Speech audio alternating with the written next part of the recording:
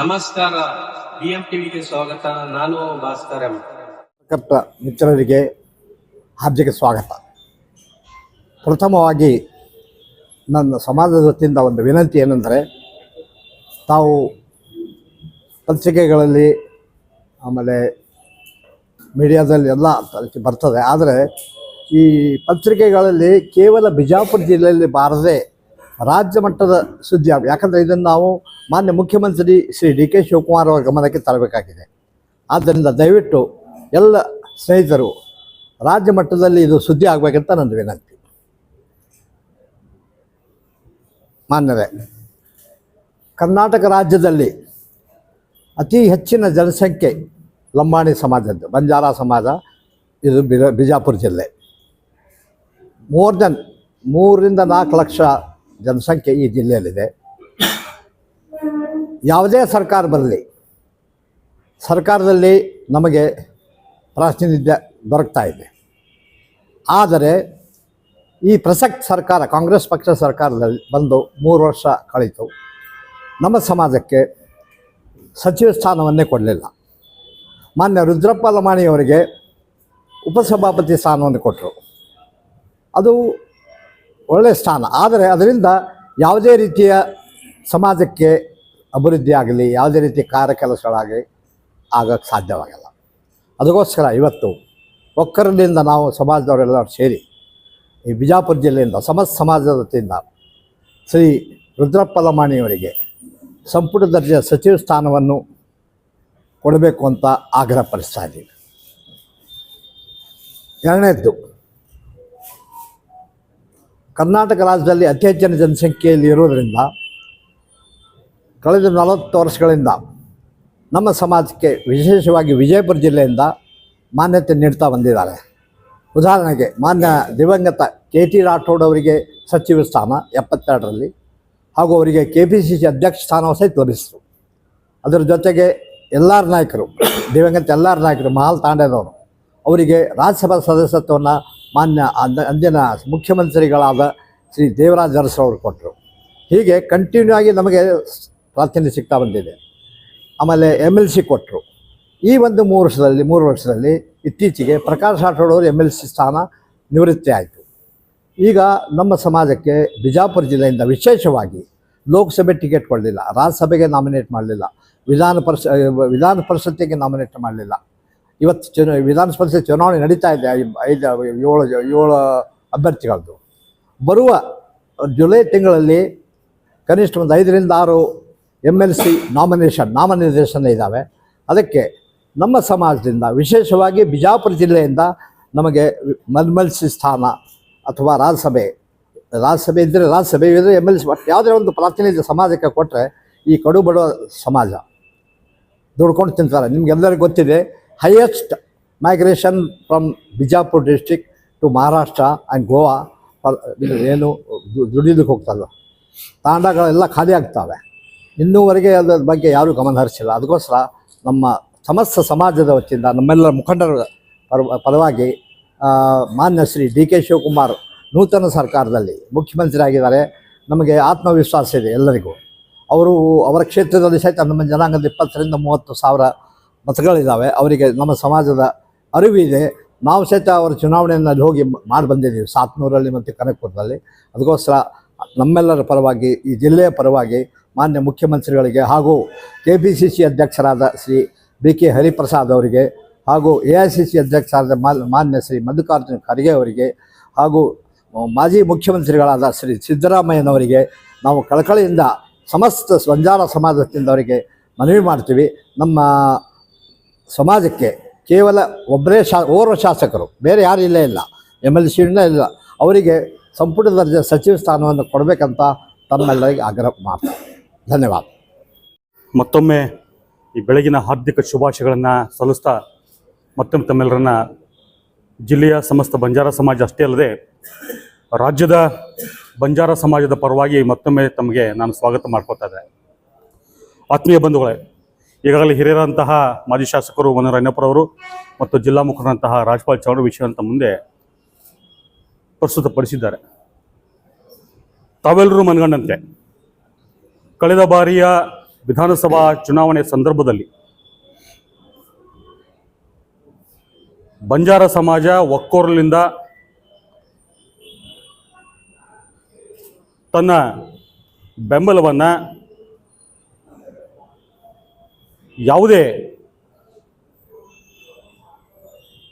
Conditions ಇಲ್ಲದೆ ಕಾಂಗ್ರೆಸ್ ಪಕ್ಷಕ್ಕೆ ಕೊಟ್ಟ ಫಲವಾಗಿಯೇ ಇವತ್ತು ಕಾಂಗ್ರೆಸ್ ಪಕ್ಷ ಅಧಿಕಾರವನ್ನು ಮತ್ತು ಸರ್ಕಾರವನ್ನು ಸ್ಥಾಪಿಸಿ ಅಂತ ಹೇಳೋಕ್ಕೆ ಹೆಮ್ಮೆ ಅನ್ನಿಸ್ತಾ ಇದೆ. ಜೊತೆಗೆ ಸಮಾಜದಲ್ಲಿ ನೋವು ಕೂಡ ಇದೆ. ಇಷ್ಟೆಲ್ಲ ಒಕ್ಕೊರಲಿಂದ ನಾವು ಸಹಕಾರ ನೀಡಿದಾಗ ಕೂಡ ನಮ್ಮನ್ನು ಎಲ್ಲೋ ಈ ಸರ್ಕಾರ ಮತ್ತು ಪಕ್ಷ ಕಡೆಗಣಿಸ್ತಾ ಅಂತ ನೋವು ಇಡೀ ರಾಜ್ಯದ ತುಂಬ ಇವತ್ತು ಹೇಳ್ತಾ ಇದೆ. ಮಾಧ್ಯಮಿತ್ರರ ಸಮ್ಮುಖದಲ್ಲಿಯೇ ಹಲವಾರು ಭಾರತೀಯ ಜನತಾ ಪಕ್ಷದ ಪರಾಭವಗೊಂಡ ಶಾಸಕರುಗಳು, ಮಾಜಿ ಶಾಸಕರುಗಳು ತಮ್ಮ ಮೊದಲನ್ನು ತೋಡ್ಕೊಂಡಿದ್ದಾರೆ. ಬಂಜಾರ ಸಮಾಜ ಈ ಬಾರಿ ನಮಗೆ ಬೆಂಬಲಿಸಲಿಲ್ಲ, ಹೀಗಾಗಿ ನಾವು ಸುಮಾರು 62 ಮತಕ್ಷೇತ್ರಗಳಲ್ಲಿ ನಾವು ಅಧಿಕಾರವನ್ನು ಕಳೆದುಕೊಂಡಂತ ಅವರೇ ಹೇಳುವಾಗ ಇಷ್ಟೆಲ್ಲ ನಾವು ಬೆಂಬಲವನ್ನು ಕಾಂಗ್ರೆಸ್ ಪಕ್ಷಕ್ಕೆ ಕೊಟ್ಟಾಗಿಯೂ ಕೂಡ ಕಾಂಗ್ರೆಸ್ ಪಕ್ಷವನ್ನು ಅಧಿಕಾರ ತರುವಲ್ಲಿ ಮಹತ್ತರವಾದ ಪಾತ್ರವನ್ನು ಬಂಜಾರ ಸಮಾಜ ವಹಿಸಿದ್ದಕ್ಕೂ ಕೂಡ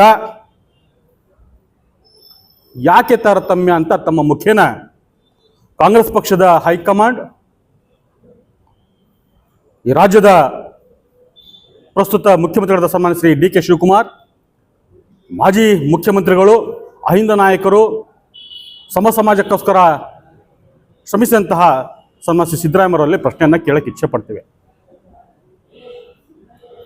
ಸಮಾಜ ಇಷ್ಟೊಂದು ಒಕ್ಕೂರಿಂದ ಬೆಂಬಲ ನೀಡಿದಾಗೂ ಕೂಡ ಕಳೆದ ಲೋಕಸಭೆ ಚುನಾವಣೆಯಲ್ಲಿ ನಮ್ಮನ್ನು ಸಂಪೂರ್ಣವಾಗಿ ಕಡೆಗಣಿಸಲಾಯಿತು.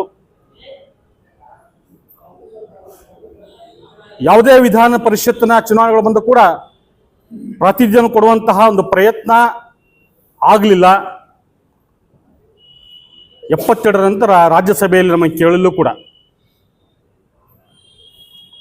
ಇಷ್ಟೆಲ್ಲ ನೋವನ್ನು ಸಮಾಜಕ್ಕೆ ನೀಡಿದ್ರೂ ಕೂಡ ಸಮಾಜ ಕಾಂಗ್ರೆಸ್ ಪಕ್ಷದ ಜೊತೆಗೆ ನಿಂತ್ಕೊಂಡಿದೆ. ಯಾಕಂದ್ರೆ ಪಕ್ಷದ ಸಿದ್ಧಾಂತಗಳು ಹಿಂದುಳಿದ, ದಲಿತ,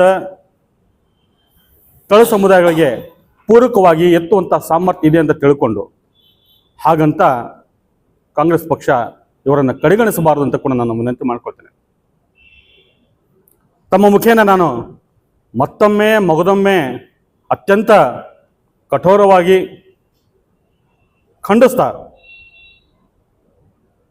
ಸೂಕ್ತವಾದ ಪ್ರಾತಿನಿಧ್ಯ ಬಂಜಾರ ಸಮಾಜಕ್ಕೆ ಬರುವ ದಿನಗಳಲ್ಲಿ ಪಕ್ಷದಲ್ಲಿರುವಂತಹ ಏಕೈಕ ಶಾಸಕರಂತಹ ಸನ್ಮಾನ್ಯ ಶ್ರೀ ರುದ್ರಪ್ಪ ಲಮಾಣಿಯವರಿಗೆ ಉಪಮುಖ್ಯಮಂತ್ರಿಯನ್ನ ಕೊಡಬೇಕಂತ ನಾವು ಒತ್ತಾಯ ಮಾಡ್ತಿದ್ದೇವೆ. ಯಾವುದೇ ವಿಷಯಕ್ಕೂ ನಾವು ಮುಲಾಜು ಇಲ್ಲದೆ ಅದನ್ನ ಕಾಂಪ್ರಮೈಸ್ ಮಾಡದೆ ಈ ಬಾರಿ ನಮ್ಮ ಸಮಾಜಕ್ಕೆ ಅತ್ಯಂತ ಹೆಚ್ಚಿನ ಒಂದು ಪ್ರಾಮುಖ್ಯವಾದಂತಹ ಸಂಪುಟ ದರ್ಜೆಯ ಸಚಿವ ಸ್ಥಾನದೊಳಗೆ ಉಪಮುಖ್ಯಮಂತ್ರಿಯ ಒಂದು ಹಕ್ಕೊತ್ತಾಯವನ್ನು ನಾವು ಕೇಳ್ತಾ ಇಲ್ಲ. ಹಕ್ಕೊತ್ತಾಯನ ಸನ್ಮಾನ್ಯ ಶ್ರೀ ಮುಖ್ಯಮಂತ್ರಿಗಳಿಗೆ, ಮಾಜಿ ಮುಖ್ಯಮಂತ್ರಿಗಳಿಗೆ, KPC ಅಧ್ಯಕ್ಷಂತಹ BK ಹರಿಪ್ರಸಾದ್ ಅವರಿಗೆ, ರಾಷ್ಟ್ರೀಯ ನಾಯಕರಂತಹ ರಾಹುಲ್ ಗಾಂಧಿ ಅವರಿಗೆ ಮತ್ತು ರಾಷ್ಟ್ರೀಯ ಅಧ್ಯಕ್ಷರಂತಹ ಸನ್ಮಾನ್ಯ ಮಲ್ಲಿಕಾರ್ಜುನ ಖರ್ಗೆ ಅವರಿಗೆ ನಾವು ಹಕ್ಕೊತ್ತಾಯನ ಮಾಡ್ತಾ ಇದ್ದೇವೆ. ಬಂಧುಗಳೇ, ಬಂಜಾರ ಸಮಾಜದ ಸಾಮಾಜಿಕ ಸ್ಥಿತಿಗತಿ ತಮ್ಮೆಲ್ಲರಿಗೂ ಅತ್ಯಂತ ಚಿರಪರಿಚಿತವಾಗಿದೆ. ರಾಜ್ಯದಲ್ಲಿ ಅತಿ ಹೆಚ್ಚು ಬಂಜಾರ ಸಮಾಜ ಇಲ್ಲಿದ್ರೂ ಕೂಡ ಒಂದು ಹೊತ್ತಿನ ಕೂಳಿಗಾಗಿ ಅತ್ಯಂತ ಹೆಚ್ಚು ವಲಸೆ ಹೋಗುವಂತಹ ಜನಸಂಖ್ಯೆ ಕೂಡ ವಿಜಯಪುರದಲ್ಲಿ ಕೂಡ ಆಗಿದೆ. ವಿಜಯಪುರ ಜಿಲ್ಲೆಯ ಸಮಗ್ರ ಬೆಳವಣಿಗೆ ಆಗಬೇಕಾದ್ರೆ ಬಂಜಾರ ಸಮಾಜ ಬೆಳವಣಿಗೆ ಆದಾಗ ಮಾತ್ರ ಆಗ್ತದೆ ಅಂತ ನಾನು ಒಪ್ಕೊಳ್ತೀನಿ. ಯಾಕಂದ್ರೆ ಹೆಚ್ಚಿನ ಸಂಖ್ಯೆ ವಲಸೆ ಹೋಗೋರು ಇನ್ನು ನಿಲ್ಲಿಸಿದ್ರೆ ಮಾತ್ರ ಆಗ್ತದೆ. ವಲಸೆ ಹೋದವರು ಬೇರೆ ರಾಜ್ಯಕ್ಕೆ ವರಮಾನವನ್ನು ಕೊಟ್ಟು ಬರ್ತಾರೆ, ಅಲ್ಲಿಯೇ ವರಮಾನ ಹೆಚ್ಚಿಸಿ ಬರ್ತಾರೆ.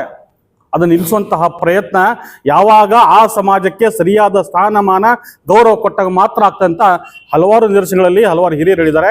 ಅದನ್ನು ಮತ್ತೆ ಮುಂದಟ್ಟು ಮಾಡೋಕ್ಕಂತ ಪ್ರಯತ್ನ ಮಾಡ್ತಾ ಇದ್ದಾರೆ. ಆ ನಿಟ್ಟಿನಲ್ಲಿ ಬಂಜಾರ ಸಮಾಜಕ್ಕೆ ಕಡೆಗಣಿಸಿದೆ.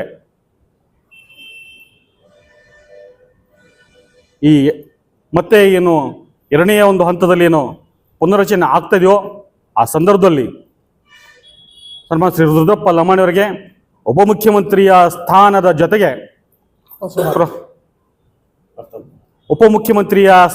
ಜೊತೆಗೆ ಸಂಪುಟ ದರ್ಜೆಯ ಸಚಿವ ಸ್ಥಾನ ಕೊಡಬೇಕಂತ ನಾನು ಸಮಸ್ತ ಹಿರಿಯರ ಪರವಾಗಿ, ಜಿಲ್ಲೆ ಹಾಗೂ ರಾಜ್ಯದ ಬಂಜಾರ ಸಮಾಜದ ಪರವಾಗಿ ಹಕ್ಕೊತ್ತಾಯ ಜೊತೆಗೆ ಬರುವ ದಿನಮಾನಗಳಲ್ಲಿ ವಿಧಾನ ಪರಿಷತ್ ಮತ್ತು ರಾಜ್ಯಸಭೆಗೆ ಪರಿಗಣಿಸಲೇಬೇಕು.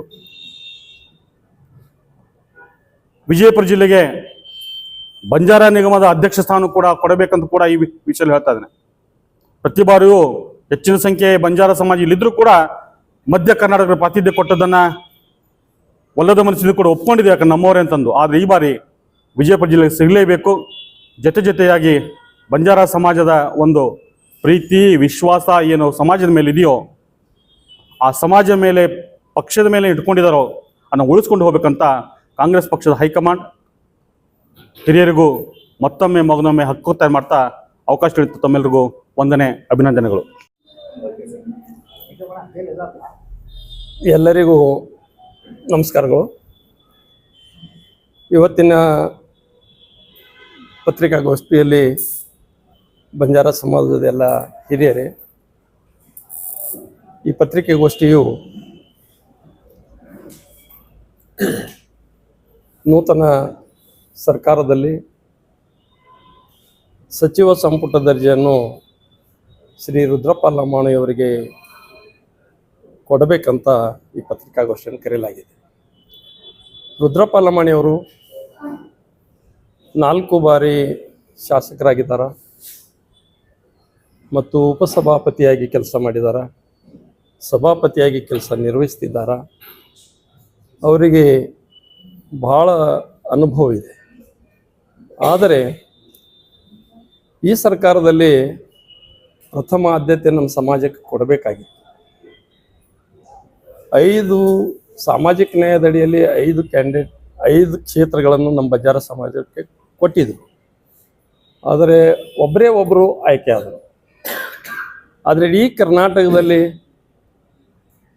ವೋಟಿಂಗ್ ಪ್ಯಾಟ್ರನ್ಸ್ ನೋಡಿದ್ರೆ ಬಂಜಾರ ಸಮಾಜ ಕಾಂಗ್ರೆಸ್ಸಿಗೆ ಮತ ಹಾಕಿದ್ದಾರೆ. ಈ ಒಂದು ವಿಚಾರದಲ್ಲಿ ಆದರೂ ಪ್ರಥಮದಲ್ಲಿ ಕೊಡಬೇಕಾಗಿತ್ತು. ಇದಂತೂ ಕಳೆದು ಹೋಗಿದೆ. ಆದರೆ ಮಾನ್ಯ ಡಿ ಕೆ ಶಿವಕುಮಾರ್ ಮುಖ್ಯಮಂತ್ರಿಯವರು ಈ ಸಲ ಬಂಜಾರ ಸಮಾಜಕ್ಕೆ ರುದ್ರಪ್ಪ ಲಮಾಣಿಯವರಿಗೆ ಸಚಿವ ಸಂಪುಟ ದರ್ಜೆ ಕೊಡಬೇಕಂತ ನಾನು ಕೇಳ್ಕೊತಾ ಇದ್ದೀನಿ. ಸಾಮಾಜಿಕ ನ್ಯಾಯದಲ್ಲಿ ಹೇಳಬೇಕಾದ್ರೆ ಈ ಬಿಜಾಪುರಕ್ಕೆ ಇಡೀ ಕರ್ನಾಟಕದಲ್ಲಿ ಜನಸಂಖ್ಯೆ ಜಾಸ್ತಿ ಬಂಜಾರ ಸಮಾಜ. ಸೊ MLC ಅಥವಾ ನಿಗಮ ಕೊಟ್ಟಿದ್ದಾರೆ. ಆದರೆ ಪ್ರತಿ ವರ್ಷದಲ್ಲಿಯೂ ಬೇರೆ ಸರ್ಕಾರ ಬಂದಾಗ ಭಾಜಪ ಇರಲಿ ಜನತಾದಳ ಇರಲಿ ಅವಾಗ ನಮ್ಮ ಜನರಿಗೆ ಒಂದು ಅವಕಾಶ ಕೊಡ್ತಾರೆ ಸಚಿವ ಸಂಪುಟ. ಈ ಸಲ ಈ ಸರ್ಕಾರ ಕೊಡಲಾರ್ದು ನಮಗೆ ತುಂಬ ಬೇಜಾರಾಗಿದೆ. 3 ವರ್ಷ ಆಯಿತು. ಸಚಿವ ಸಂಪುಟಕ್ಕೆ ಕೊಡಬೇಕು ಸಾಮಾಜಿಕ ನ್ಯಾಯದಡಿಯಲ್ಲಿ. ನಾವು ಎದರಲ್ಲಿನೂ ಕಮ್ಮಿ ಇಲ್ಲ. ಇವಾಗ ಒಂದು ಸ್ವಲ್ಪ ಕ್ರಿಶ್ಚಿಯನ್ರಿಗೆ ಎಷ್ಟು ಸಂಖ್ಯೆ ಇದೆ ಅಥವಾ ಭೋವಿ ಸಮಾಜ ಎಷ್ಟು ಸಂಖ್ಯೆ ಇದೆ, ಅದಕ್ಕಿಂತ ಹೆಚ್ಚು ಸಂಖ್ಯೆ ನಮ್ದು ಇರುವಾಗ ಈ ಸರ್ಕಾರ ನಮಗೆ ಅನ್ಯಾಯ ಮಾಡ್ತದಂದ್ರೆ ಇದು ಎಂಥ ಅನ್ಯಾಯ? ಅದಕ್ಕೆ ನಾವು ಏನು ಮಾಡೀವಿ ಡಿಸೈಡೆಡ್, ಈ ಸಲ ರುದ್ರಪ್ಪ ಲಮಾಣಿಯವರಿಗೆ ಒಂದು ವೇಳೆ ಕೊಡದೇ ಇದ್ದರೆ ನಾವು ಮಾತ್ರ ಕುಂಡ್ರಲಿಕ್ಕೆ ಆಗಂಗಿಲ್ಲ, ನಮ್ಮ ಜನನೂ ಕುಂಡ್ರಲಿಕ್ಕೆ ಆಗ್ಲಿಕ್ಕಂತ ನನ್ನ ಭಾವನೆ ಬಂದಿದೆ. ಅದಕ್ಕೆ ದಯವಿಟ್ಟು ನಿಮ್ಮ ಮುಖಾಂತರ ಸರ್ಕಾರಕ್ಕೆ ಸುದ್ದಿ ಮುಟ್ಲಿ. ಮಾನ್ಯ ರುದ್ರಪ್ಪ ಲಮಾಣಿಯವರಿಗೆ ಸಚಿವ ಸಂಪುಟ ಮಾನ್ಯ ಮುಖ್ಯಮಂತ್ರಿ ಡಿ ಕೆ ಸಾಹೇಬ್ರವರು ರುದ್ರಪ್ಪ ಲಮಾಣಿಯವರಿಗೆ ಈ ಸಲ ತಮ್ಮ ಸಚಿವ ಸಂಪುಟದಲ್ಲಿ ತೆಗೆದುಕೊಳ್ಳಿ ಅಂತ ಹೇಳಿ ಇಡೀ ಬಿಜಾಪುರ ಜಿಲ್ಲೆಯಿಂದ ನಾವು ಅವರಿಗೆ ಆಗ್ರಹಿಸ್ತೀವಿ. ನಮಸ್ಕಾರ. ಇವತ್ತಿನ ನಮ್ಮದು 1 ಪಾಯಿಂಟ್ ಪ್ರೋಗ್ರಾಮ್ ಅಂದ್ರೆ ನಮ್ಮ ರುದ್ರಪ್ಪ ಲಮಾಣಿ ಸಾಹೇಬರಿಗೆ ಕ್ಯಾಬಿನೆಟ್ ದರ್ಜೆಯಲ್ಲಿ ಸ್ಥಾನಮಾನವನ್ನು ಕೊಡಬೇಕಂತ ಹೇಳಿ ನಮ್ಮ ಬಂಜಾರ ಪ್ರತಿನಿಧಿ ಎಷ್ಟು ಜನ ಇದ್ದಾರೆ ಅವರದು ಒಂದು ಆಸೆ ಇದೆ. ನಾವು ಯಾಕೆ ಹೇಳ್ತಾ ಇದ್ದೀವಿ ಅಂದ್ರೆ, ಮೊದಲಿನ ಸಲ ನಾವು BJP ಪಕ್ಷವನ್ನು ನಮಗೆ ಅನೇಕ ತೊಂದರೆ ಕೊಟ್ಟಾಗ ನಾವು BJP ಅವರಿಗೂ ಪಾಠ ಕಲಿಸಿದ್ದೇವೆ. ಏನಿಲ್ಲಂದರೂ 60-62 ಸೀಟ್ಗಳನ್ನು ನಾವು ಬಿಜೆಪಿಯವರನ್ನು ಸೋಲಿಸಿದ್ದೇವೆ. ನಮಗೆ ಬಿಜೆಪಿಯಲ್ಲಿನೂ ಮೊದಲು ಅನ್ಯಾಯ ಆಗಿದೆ, ಈಗನೂ ನಮಗೆ ಕಾಂಗ್ರೆಸ್ ಪಕ್ಷದಲ್ಲಿನೂ ಅನ್ಯಾಯ ಆಗ್ತಾ ಇದೆ. ಮುಂದೆ ಬರುವ ದಿನಮಾನದಲ್ಲಿ ಒಂದು ವೇಳೆ ರುದ್ರಪ್ಪ ಲಮಾಣಿಗಾಗಲಿ, ಕ್ಯಾಬಿನೆಟ್ ದರ್ಜೆಯಲ್ಲಿ ಉಪಮುಖ್ಯಮಂತ್ರಿ ಆಗಲಿ ಉನ್ನತ ಸ್ಥಾನವನ್ನು ಕೊಡದೇ ಇದ್ದ ಪಕ್ಷದಲ್ಲಿ ನಿರ್ಭೀಡೆಯದಿಂದ ನಾವು ಕಾಂಗ್ರೆಸ್ ಪಕ್ಷವನ್ನು ನಾವು ವಿರೋಧ ಮಾಡಬೇಕಾಗತ್ತೆ, ನಾವು ಸೋಲಿಸಬೇಕಾಗತ್ತೆ. ನಾವು ಹಿಂಗ ಕೂತ್ಕೊಳ್ಳಿಕ್ಕೆ ಆಗಲ್ಲ, ನಾವು ಹೋರಾಟ ಮಾಡಬೇಕಾಗತ್ತೆ. ಏನೇ ಇರಲಿ, ನಮ್ಮ ಸಮಾಜ ಪಕ್ಷ ಭೇದ ಭಾವ ಏನೂ ಇಲ್ಲ ಇಲ್ಲಿ. ನಾವು ಈ ತರ ಮಾತಾಡ್ಕೋತ ಕೂತರೆ ಕ್ರಾಂತಿ ಆಗಲ್ಲ. ನಾವು ಈಗ ಕ್ರಾಂತಿ ಮಾಡಬೇಕಾಗಿದೆ. ಒಂದೇ ಒಂದು ಸೀಟ್ ಇದ್ದರೂ ಸಿದ್ದರಾಮಯ್ಯ ಸರ್ಕಾರದಲ್ಲಿ ಸಿದ್ದರಾಮಯ್ಯ ಸಾಹೇಬರು ಕ್ಯಾಬಿನೆಟ್ ದರ್ಜೆಯದಾಗಲಿ ಯಾವುದೇ ಒಂದು ಸಚಿವ ಸ್ಥಾನವನ್ನು ಕೊಡಲಿಲ್ಲ. ನಾವು ಇವರಿಗೆ ಯಾಕೆ ವೋಟ್ ಬ್ಯಾಂಕ್ ಆಗಿ ನಾವು ಪರಿವರ್ತನೆ ಆಗಬೇಕು ಇವರಿಗೆ? ಅದಕ್ಕೆ ನಾವು ಮೀಡಿಯಾ ಮುಖಾಂತರ ನಾವು ಏನು ಹೇಳ್ತಾ ಇದ್ದೀವಿ ಅಂದ್ರೆ, ನೀವು ಸ್ವಲ್ಪ ಸ್ಟೇಟ್ ಲೆವೆಲ್ ಆಗಲಿ, ರಾಜ್ಯ ಲೆವೆಲ್ ಆಗಲಿ, ಇಂಡಿಯಾ ಲೆವೆಲ್ ಆಗಲಿ ನೀವು ಪ್ರಚಾರ ಮಾಡಿ. ನಿಮ್ಮೆಲ್ಲರ ಆಶೀರ್ವಾದ ನಮ್ಮ ಮೇಲೆ ಇರಲಿ. ನಾವು ಮುಂದುವರಿಬೇಕಾದ್ರೆ ನೀವು ಕಾರಣಭೂತಿಯಾದಿರಿ ಅಂತ ಹೇಳಿ ನಂದು ಒಂದು ಅಭಿಪ್ರಾಯ ಅದ. ಮತ್ತ ಈ ಜಿಲ್ಲೆಯ ನಾವೇನ ಈ ಮಿನಿಸ್ಟ್ರಿ ಇರ್ಲಿ, MLA ಇರ್ಲಿ, ನಮ್ಮ ಸಮಾಜಕ್ಕೆ ಬೆಂಬಲವಾಗಿ ನಿಂತ್ಕೊಂಡ್ರೆ ಮುಂದಿನ ದಿನಮಾನದಲ್ಲಿ ನಿಮಗೆ ನಾವು ಆಶೀರ್ವಾದ ಮಾಡಲಿಕ್ಕೆ ಸದಾ ಸಿದ್ಧಿದ್ದೀವಿ. ಇಲ್ಲ ಅಂದ್ರೆ ಮುಂದಿನ ದಿನಮಾನದಲ್ಲಿ ಈ ಬಂಜಾರ ಸಮಾಜ ನಿಮಗೆ ವಿರೋಧ ಮಾಡಿ ತೋರಿಸ್ತೀವಿ ಅಂತ ಹೇಳಿ ನಾವು ಹೇಳಲಿಕ್ಕೆ ಇಷ್ಟಪಡ್ತೀನಿ ಈ ಮೀಡಿಯಾ ಮುಖಾಂತರ. ಬರೇ ನಾವು ಜಿ ಹುಜೂರ್ ಮಾಡ್ಲಿಕ್ಕೆ ನಾವು ನಿಂತಿಲ್ಲ ಇಲ್ಲಿ. ನಾವು ನಿಮ್ಮ ಸ್ಟೈಲ ಬ್ಯಾಗ್ ಹಿಡಿಲಿಕ್ಕಿಲ್ಲ ನಾವು. ಅದಕ್ಕ ನಾವು ಹೆಚ್ಚಿಗೆ ಮಾತಾಡಲಾರ್ದೆ ನೀವು ಎಚ್ಚರಿ ಇರಬೇಕು. ರುದ್ರಪ್ಪ ಲಮಾಣಿ ಅವರಿಗೆ ನೀವು MLAಗಳು, ಸಚಿವರು, DK ಶಿವಕುಮಾರ್ ಸಾಹೇಬರಿಗೆ ಒತ್ತಾಯ ಮಾಡಬೇಕು. ಬಂಜಾರ ಸಮಾಜದಲ್ಲಿ ಒಂದು ಸ್ಥಾನ ಕೊಡಿ ಅಂತ ಒತ್ತಾಯ ಮಾಡಬೇಕು. ಇಲ್ಲ ಅಂದ್ರೆ ನೋಡಿ, ನಿಮ್ಮ ಜಿಲ್ಲೆಯಲ್ಲಿ ಅಲ್ಲೋಲ ಕಲ್ಲೋಲ ಎಬ್ಬಿಸ್ತೀವಿ ಮುಂದಿನ ದಿನಮಾನದಲ್ಲಿ. ನೋಡಿ, ಕಾಂಗ್ರೆಸ್ ನಾವು ಏನು ಬಿಜೆಪಿಗೆ ಏನು ಪಾಠ ಕಲಿಸಿವು, ಕಾಂಗ್ರೆಸ್ ಪಕ್ಷ ಕಾಳ್ತೀವಿ. ನಮ್ಮ ಸಮಾಜಕ್ಕಾಗಿ ನಾವು ಜೀವ ಕೊಡ್ಲಿಕ್ಕೂ ತಯಾರಿದ್ದು, ರಕ್ತ ಕ್ರಾಂತಿ ಆದುದು ಪರವಾಗಿಲ್ಲ, ನಾವು ಮಾಡ್ತೀವಿ. ಬರುವ ಈ ಸಚಿವ ಸಂಪುಟದಲ್ಲಿ ನಾವು ಏನು ಇದು ಇಟ್ಕೊಂಡಿದ್ದೇವೆ, ನಮ್ಮ ರುದ್ರಪ್ಪ ಲಮಾಣಿ ಅವರಿಗೆ ಸಚಿವ ಸ್ಥಾನ ಕೊಟ್ಟು, ಉಪಮುಖ್ಯಮಂತ್ರಿ ಸ್ಥಾನ ಕೊಟ್ಟು, ನಮ್ಮ ಎಲ್ಲರ ಬಂಜಾರ ಮಾನ ಕಾಪಾಡಿದ್ರೆ ನಿಮಗೆ ಇದು ಅಂತ ಹೇಳಿ DK ಶಿವಕುಮಾರ್ ಸಾಹೇಬರಿಗೆ, ಮಾಜಿ ಮುಖ್ಯಮಂತ್ರಿ ಸಿದ್ದರಾಮಯ್ಯ ಸಾಹೇಬರಿಗೆ, ಖರ್ಗೆ ಸಾಹೇಬರಿಗೆ, ರಾಹುಲ್ ಗಾಂಧೀಜಿ ಅವರಿಗೆ, ಸೋನಿಯಾ ಗಾಂಧೀಜಿ ಅವರಿಗೆ ನಿಮ್ಮ ಮುಡಿಯ ಮುಖಾಂತರ ನಾವು ಒತ್ತಾಯವನ್ನು ಪೂರ್ವಕವಾಗಿ ನಮ್ಮ ಬಂಜಾರ ಸಮಾಜದಿಂದ ನಾವು ಮಾಡ್ತೀವಿ ಅಂತ ಹೇಳಿ. ಜೈ ಹಿಂದ್, ಜೈ ಕರ್ನಾಟಕ.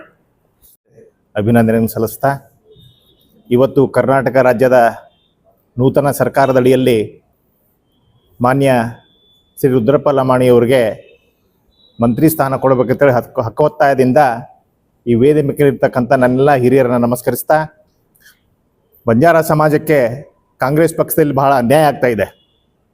ಈ ಹಿಂದೆ ಪ್ರತಿ ಸರ್ಕಾರದಲ್ಲಿಯೂ ಕೂಡ ಬಂಜಾರ ಸಮಾಜಕ್ಕೆ ಒಂದು ನ್ಯಾಯ ಕೊಡ್ತಿದ್ರು, ಮಂತ್ರಿ ಸ್ಥಾನ ಕೊಟ್ಟು ಆ ಸಮಾಜಕ್ಕೆ ಕಾಪಾಡ್ಕೊಂಡು ಬಂದಂಥ ಹಿಂದಿನ ಸರ್ಕಾರಗಳು ಒಳ್ಳೆಯ ಸರ್ಕಾರವಾಗಿ ಅನಿಸ್ತಿತ್ತು. ಆದರೆ 2023ರಲ್ಲಿ BJP ಪಕ್ಷ ಸ್ವಲ್ಪ ಬಂಜಾರ ಸಮಾಜಕ್ಕೆ ಅನ್ಯಾಯ ಮಾಡಿದ ತಕ್ಷಣ ನಾವೆಲ್ಲರೂ ಬಂಜಾರ ಸಮಾಜದ ಎಲ್ಲ ಮುಖಂಡರು ಸೇರಿಕೊಂಡು ನಮಗೆ ಅನ್ಯಾಯ ಆಗಿದೆ, ಈ ಸಲ BJPಗೆ ವೋಟ್ ಹಾಕೋಂಗಿಲ್ಲ, ಆದ್ದರಿಂದ BJP ಸರ್ಕಾರ ಬಿದ್ದು ಹೋತು. ಕನಿಷ್ಠ 60ರಿಂದ 62 MLAಗಳು ಸೋತದ್ದು ತಮ್ಮ ಮುಖಾಂತರ ಅಳಲನ್ನು ತೊಡ್ಕೊಂಡಿದ್ದಾರೆ.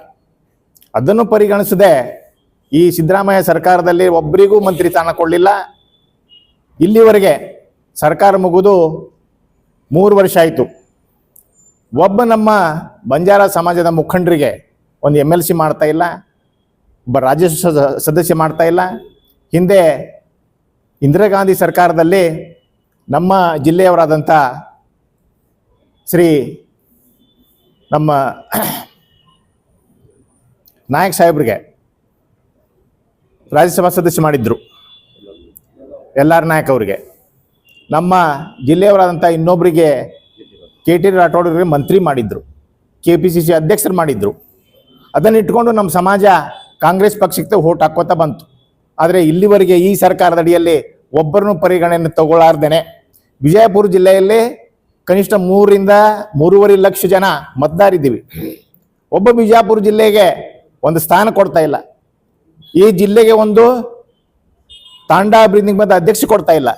ಆದ್ದರಿಂದ ಕಳಕಳಿಯ ವಿನಂತಿ ನಮ್ದಿಷ್ಟೇ, ಒಕ್ಕೂರ್ಲಿದ್ದು ಕೇಳ್ತೀವಿ, ನಮ್ಮ ಸಮಾಜಕ್ಕೆ ಈ ಬರ್ತಕ್ಕಂಥ ಮುಂದಿನ ದಿನಮಾನದಲ್ಲಿ ಯಾರಿಗೆ ಕೊಡಲಿ, ಒಬ್ಬ MLC ಮಾಡಲಿ, ತಾಂಡಾ ಅಭಿವೃದ್ಧಿ ನಿಗಮದ ಅಧ್ಯಕ್ಷರು ಮಾಡಲಿ, ವಿವಿಧ ಅಭಿವೃದ್ಧಿ ನಿಗಮದ ಇನ್ನೊಬ್ಬ ಲಂಬಾಣಿಗಳನ್ನು ಅಧ್ಯಕ್ಷರನ್ನು ಮಾಡಲಿ ಅಂತ ನನಗೆ ಹಕ್ಕೋತಾ ಇದು ಮಾಡ್ತೀವಿ. ಅದರ ಜೊತೆಗೆ ಇದೇ ರೀತಿ ಮುಂದುವರೆದರೆ ಮುಂದಿನ ದಿನಮಾನದಲ್ಲಿ ಈ ಜಿಲ್ಲೆಯಲ್ಲಿ ಕಾಂಗ್ರೆಸ್ ಪಕ್ಷ ನಶಿಸಿ ಹೋಗ್ತದೆ. ಆದ್ದರಿಂದ ಈ ಜಿಲ್ಲೆಯಲ್ಲಿರ್ತಕ್ಕಂಥ ನಮ್ಮ ಮಾನ್ಯ MLAಗಳು, ಮಂತ್ರಿಗಳು ಈ ಬಂಜಾರ ಸಮಾಜದ ಮೇಲೆ ಕರುಣೆ ತೋರಿ ಇರ್ತಕ್ಕಂಥ ಮಾನ್ಯ ಶ್ರೀ ನಮ್ಮ ಮುಖ್ಯಮಂತ್ರಿಗಳಾದಂಥ ಶ್ರೀ DK ಶಿವಕುಮಾರ್ ಅವರಿಗೆ, ಮಾನ್ಯ ಶ್ರೀ ಸಿದ್ದರಾಮಯ್ಯನವರಿಗೆ, ಮಾನ್ಯ ಶ್ರೀ BK ಹರಿಪ್ರಸಾದ್ರವರಿಗೆ, ಖರ್ಗೆಜಿಯವರಿಗೆ, ಸೋನಿಯಾ ಗಾಂಧೀಜಿಯವರಿಗೆ, ರಾಹುಲ್ ಗಾಂಧೀಜಿಯವರಿಗೆ ಮನವರಿಕೆ ಮಾಡಿ ಈ ಬಂಜಾರ ಸಮಾಜಕ್ಕೆ ಒಂದು ಸ್ಥಾನವನ್ನು ಕೊಟ್ಟರೆ ಮಾತ್ರ ಮುಂದಿನ ದಿನಮಾನದಲ್ಲಿ ನಾವು ಆರಿಸಿ ಬರ್ತೀವಿ ಅಂತೇಳಿ ಮನವರಿಕೆ ಮಾಡಿಕೊಂಡು ಈ ನಮ್ಮ ಕೋರಿಕೆಯನ್ನು ಅವರು ಮುಂದುವರೆಸಬೇಕಂತೇಳಿ ನಾನು ಅವ್ರಿಗೆ ವಿನಂತಿ ಮಾಡ್ಕೊತೀನಿ. ಹಾಗೂ ಅವರಿಗೆ ತಾಕೀತು ಮಾಡ್ತೀನಿ, ಮುಂದಿನ ದಿನಮಾನದಲ್ಲಿ ಜಿಲ್ಲೆಯಲ್ಲಿ ಎಲ್ಲರೂ ನಾವು ತಿರುಗಾಡಿ ನಮಗೇನು ಅನ್ಯಾಯ ಆದರೆ ನಾವೆಲ್ಲ ಇಲ್ಲಿ ವೇದಿಕೆ ಮೇಲಿರ್ತಕ್ಕಂಥ ಎಲ್ಲ ಹಿರಿಯರು ಕೂಡ್ಕೊಂಡು ನಾವು ಅವರನ್ನ ಸೋಲಿಸಕ್ಕೆ ನಾವೆಲ್ಲ ಪ್ರಯತ್ನ ಮಾಡ್ತೀವಿ.